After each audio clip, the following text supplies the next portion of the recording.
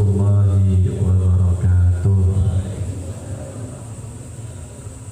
Alhamdulillah alladzi ikhtara min ibadihi awliya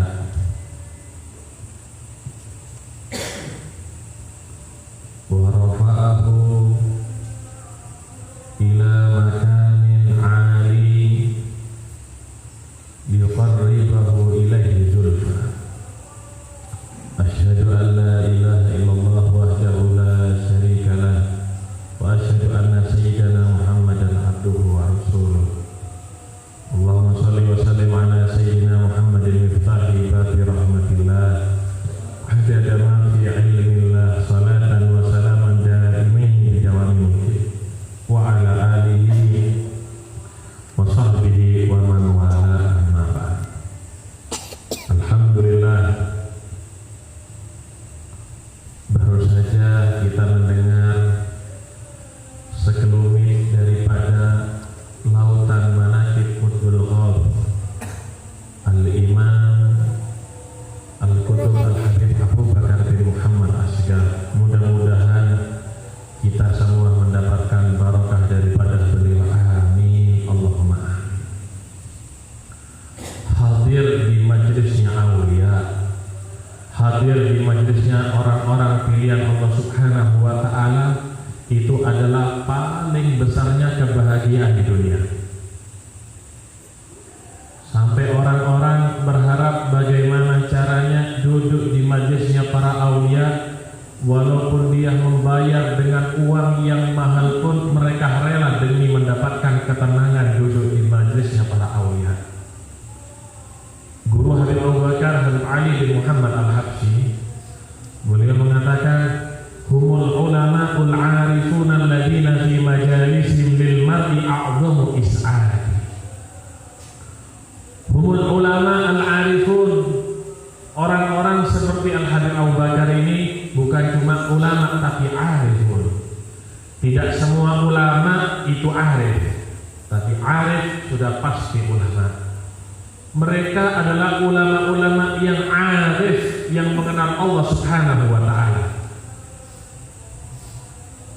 Orang kalau memiliki makrifat, itu adalah surga yang ada di dunia. Al-Qutb Al-Habib Ahmad bin Hasan Al-Aqqas, beliau mentafsirkan daripada satu ayat Quran, Rabbana atina fid dunya hasanah wa fil akhirati hasanah. Hasanah fid dunya, kebaikan di dunia, yang dimaksud oleh Habib Ahmad bin Hasan Al-Aqqas ma'rifatullahi azza wa jalla, ma'rifat kepada Allah Subhanahu wa ta'ala.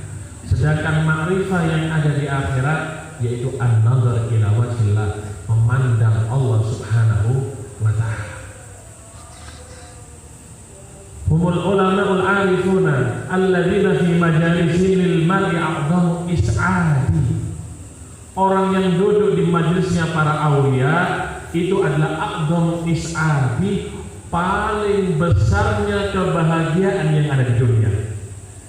Tidak bisa dibeli dengan harta sebanyak apapun duduk di hadapan atau di majelisnya wali-walinya Allah Subhanahu wa ta'ala. Dengan duduk dengan mereka, kita bisa disampaikan kepada Allah Subhanahu wa ta'ala. Mereka yang sudah meninggal, para aulia, mereka bukan ada di dalam tanah kemudian gak bisa apa-apa. Justru ketika mereka meninggal, madatnya lebih banyak daripada ketika masa hidupnya. Kenapa? Karena di masa hidupnya para aulia masih sibuk dengan Allah Subhanahu wa ta'ala. Setelah mereka meninggal, tidak memiliki lagi tugas ibadah, mereka gampang ketika kita tawasul meminta pertolongan lewat mereka untuk sampai kepada Allah Subhanahu wa ta'ala. Sampai dikatakan duduk di hadapan wali itu akan mendatangkan anugerah. Ditanya, hayyan aw maitan, apakah duduk itu ketika wali tadi hidup atau mati? Hayyan wa maitan, hidup dan mati tetap para aulia, wali-walinya Allah Subhanahu wa ta'ala bisa memberikan indah, bisa memberikan anugerah dengan izin daripada Allah Subhanahu wa ta'ala. Apa sih amalan-amalan daripada mereka para wali? Nggak gampang orang itu menjadi manusia pilihan Allah Subhanahu wa Ta'ala. Nggak bisa beli dengan harta yang miliaran, nggak bisa jadi orang yang dekat dengan Allah Subhanahu wa Ta'ala. Wa hiya a'malun khalat an shawaribin wa ilmun wa akhlaqun wa kathratu awrati. Wa hiya a'malun, itu amal-amal yang dilakukan oleh mereka para aulia, khalat an shawarib, bersih daripada penyakit-penyakit hati seperti riya. Mereka beramal bukan ingin dilihat, mereka beramal bukan karena ujub bangga diri. Apa amalnya mereka? Ilmunya baginda Nabi Muhammad. Ya belajar mereka ini. Beliau Al-Habib Abu Bakar yang kita hawli belajar banyak gurunya. Di antara gurunya adalah tadi Habib Ali bin Muhammad Al-Habsyi, Al-Habib Abdul Qadir bin Qutban. Wa ilmun wa akhlaqun, akhlaknya baik. Akhlaknya baginda Nabi Muhammad. Ketika kita memandang wajah mereka, ketika melihat akhlaknya mereka, kita teringat dengan akhlaknya baginda Rasulullah sallallahu alaihi wasallam. Wa kathratu awradi, dan juga mereka ini wiridannya banyak, bukan cuma belajar ilmu, bukan cuma akhlaknya baik, tapi juga dibarengi dengan wirid yang banyak. Al-Habib Abdullah bin Husain bin Thahir, beliau yang mengarang daripada kitab Sulam Taufiq, beliau juga yang mengarang daripada qasidah Ya Arhamar Rahimin, Ya Rabbana Tarafna, Salamullah Ya Sada, kalau ziarah ke kuburannya wali. Gimana wiridan beliau? Wiridan beliau setiap malam baca sholawat, tapi 25.000 kali. Baca La ilaha illallah 25.000 kali. Baca Allah 25.000 kali. Yaitu amalan-amalan daripada para salaf, sampai mereka itu menjadi orang pilihan Allah Subhanahu wa Ta'ala. Makanya kata Imam Haddad, ulaikal aqwam hum muradi wa matlabi min jumlatil ibadi wa hubbuhum qad halla fi fuadi ahlul ma'arifi was safa wal adati. Ulaikal aqwam, mereka itu para kaum para aulia. Muradi adalah orang yang aku inginkan ketika hidup di dunia. Aku ingin mendekat dengan mereka, aku ingin mengambil daripada barokahnya mereka. Wa matlabi min jumlati ibadi, dan mereka tempatku berharap kepada Allah Subhanahu wa Ta'ala, dan mereka dari sebagian hamba-hamba Allah Subhanahu wa Ta'ala. Wa hubbuhum qad halla fi fuadi, mencintai mereka itu, cinta kepada mereka sudah bersemayam dalam hatiku. Dalam hatiku tidak ada cinta yang lainnya kecuali mereka, para salaf-salafku, para aulia, ahlullah yang dekat dengan Allah Subhanahu wa Ta'ala. Ahlul ma'arif, mereka ini orang-orang yang ahli ma'rifat. Was-sofa, dan orang-orang yang hatinya bersih, tidak punya dendam iri hati kepada yang lain. Wal adabi, orang-orang yang memiliki adab yang baik, sebagaimana dikatakan tadi manaqib Habib Abu Bakar, orang yang hadir suatu majlis yang mendapatkan anugerah yang banyak adalah mereka yang hadir dengan adabnya, lisannya dijaga, hatinya dijaga. Itulah pesan atau wasiat daripada Al-Habib Abu Bakar. Beliau adalah penerus, pewaris daripada baginda Nabi besar Muhammad sallallahu alaihi wasallam. Yang namanya penerus itu menjalankan semua yang dilakukan oleh baginda Nabi besar Muhammad sallallahu alaihi wasallam. Akhlaknya Nabi ada pada beliau, ilmunya Nabi walaupun enggak semuanya ada pada beliau, rasa takut kepada Allah ada kepada beliau. Makanya dikatakan oleh Habib Abdullah Haddad, ulaika abdalun nabiyina ubrizu bi fadri Rasulillah fi khairi ummati ibadun kiramun atharullaha rabbahum fa'atharahum waqtasahum bil wilayati wa anasahum bil qurbi minhu wa bir ridha habahum wa asfahum bi ka'sil mawaddati bihim yatfa'ullahu bihi al balaya wa yakshifu razaya wa yusfi kulla khairin wa ni'mati walaulahum bainal anami ladubdikat jibalun wa ardun lirtikadil khatiyati.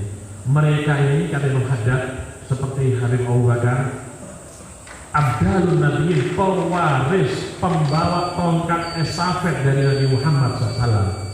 Orang itu kalau lomba lari bawa tongkat estafet, ya tongkat itu harus disampaikan kepada orang yang di depannya. Begitu juga para aulia seperti Abu Bakar membawa tongkat estafet untuk disampaikan kepada siapa? Orang-orang yang hidup di zamannya dan setelahnya. Ubrizu, mereka para aulia ini ditampakkan oleh Allah di dunia ini bi fadli Rasulillah fi khairi ummati. Ini semua karena apa? Anugerah daripada Nabi Muhammad. Dimunculkan ini para aulia fi khairi ummati, di tengah-tengah umat ini, umat Nabi Muhammad. Ini mereka ibadun kiram. Mereka itu hamba-hamba yang mulia, kata Imam Haddad. Orang-orang yang mulia, bukan orang-orang rendahan, orang-orang yang mulia, orang-orang yang terpuji, orang-orang yang akhlaknya baik.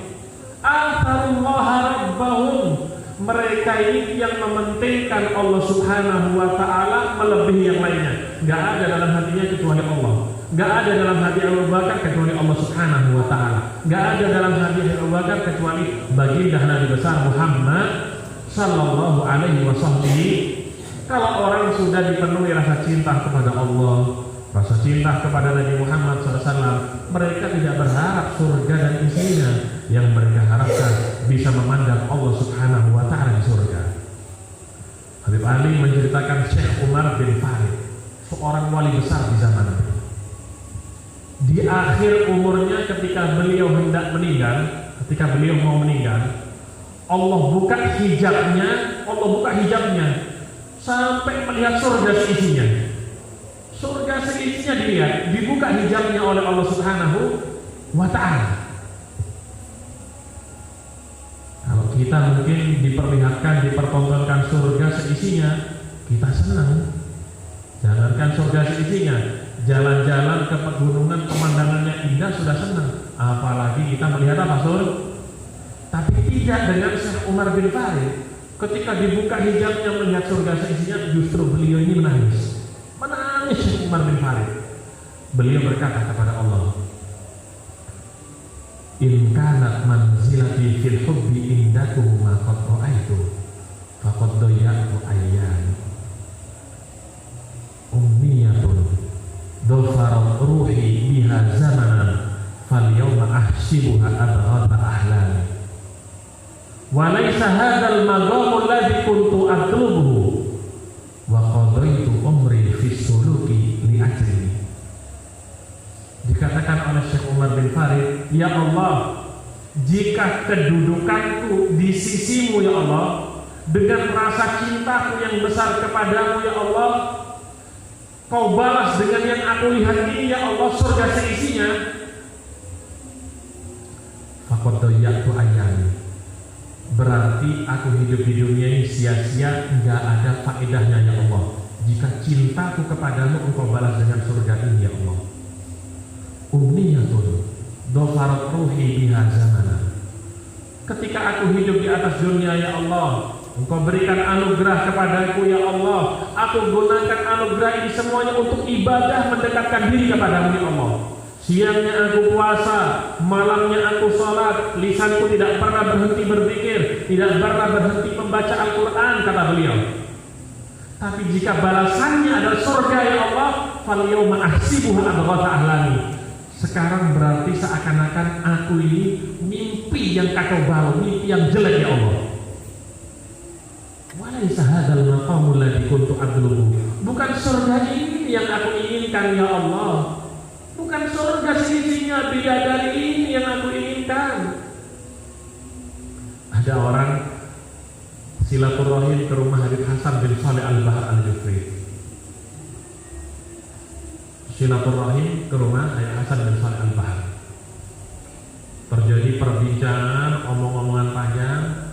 Subhanallah, dibuka jendela rumah itu Habib Hasan bin Saleh Al-Bahar. Si tamu ini melihat apa? Kebunan surga Allah Subhanahu wa ta'ala. Ini wali, nggak bisa ditiru. Melihat apa? Kebunan surga. Kata Habib Hasan bin Saleh Al-Bahar, mal jannatu ilal qurwal kutub, surga ini ya Allah cuma istana dan bidadari. Mahada muradi, bukan ini keinginanku ya Allah. Keinginanku kasyfus sutur, engkau buka hijabku, aku bisa memandangmu ya Allah. Itu keinginan daripada aulia yang tinggi. Mereka tidak ingin surga, tapi ingin pemilik surga, yaitu Allah Subhanahu wa laisa hadzal maqam alladhi kuntu atlubu. Bukan ini yang aku harap ya Allah, kata Syekh Umar bin Farid. Wa qadaitu umri fi suluki li ajli. Aku habiskan umurku di atas dunia dengan anugerah yang kau berikan dan nikmat yang kau berikan kepadaku ya Allah, untuk yang lainnya ya Allah. Kemudian Syekh Umar bin Farid mendengar hadis. Hadis itu kalau dalam ilmu tasawuf suara tapi tidak kelihatan yang berbicara. Famada taruhu ya Umar, kata Allah Ta'ala. Kalau kamu nggak ingin surga, apa yang kamu inginkan wahai Umar, kata Allah Ta'ala. Arumu wa qattalal muda minka nadratan wa kam min dima'in duna marmayatul lagi. Ya Allah, telah lama kedua bola mataku ini ingin memandangmu ya Allah.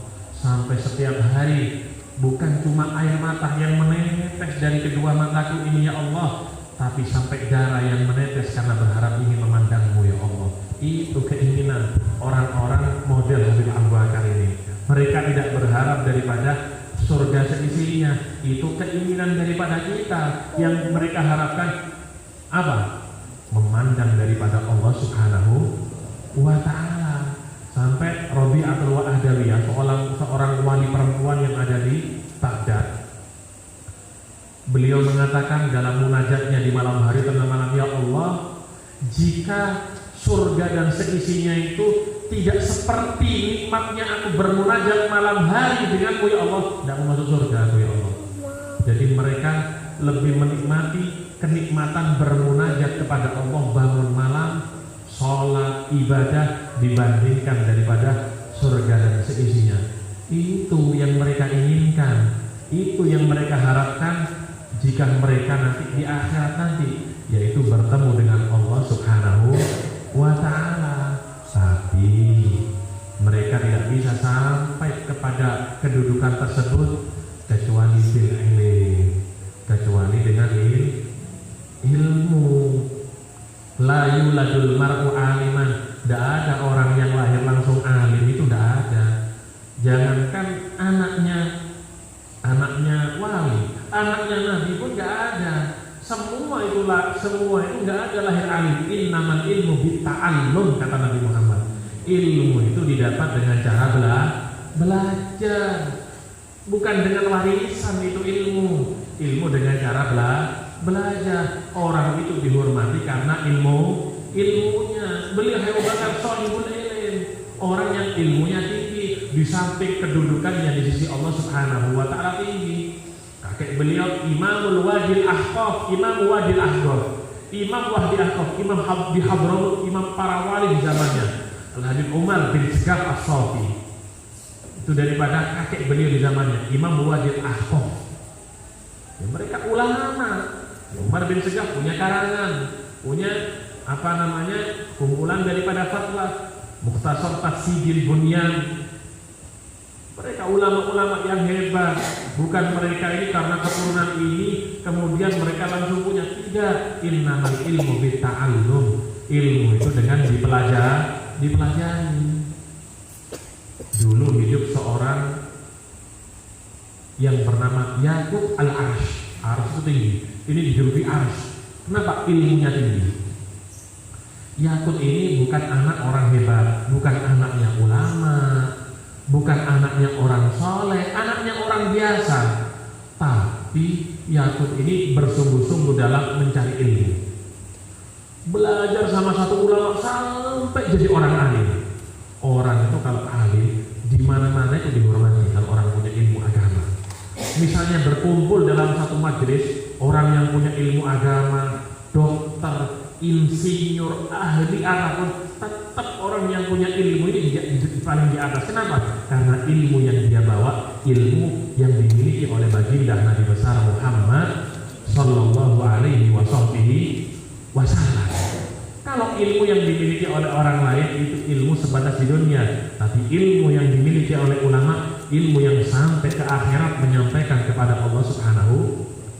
Suatu saat ada satu majelis, anak daripada si ulama, gurunya Yakut, Syekh Yakut datang. Ya dihormati, yang namanya anaknya ulama dihormati, terus duduk di depan. Akan tetapi ketika Yakut ini datang, semuanya berdiri dan menghormati. Anaknya guru tadi seperti iri sedikit. Saya ini anaknya gurunya, kenapa si Yakut ini kok lebih dihormati dari saya? Si Yakut paham dalam hatinya, anaknya gurunya ini ada iri. Setelah orang menghormati semua, didatangi anak gurunya. Wahai anak guruku, kamu tahu kenapa orang itu hormat kepadaku? Itu mereka bukan hormat kepadaku, tapi hormat karena ilmu yang aku dapat. Ilmu ini aku dapat daripada ayahmu. Sedangkan engkau, ayahmu orang yang hebat,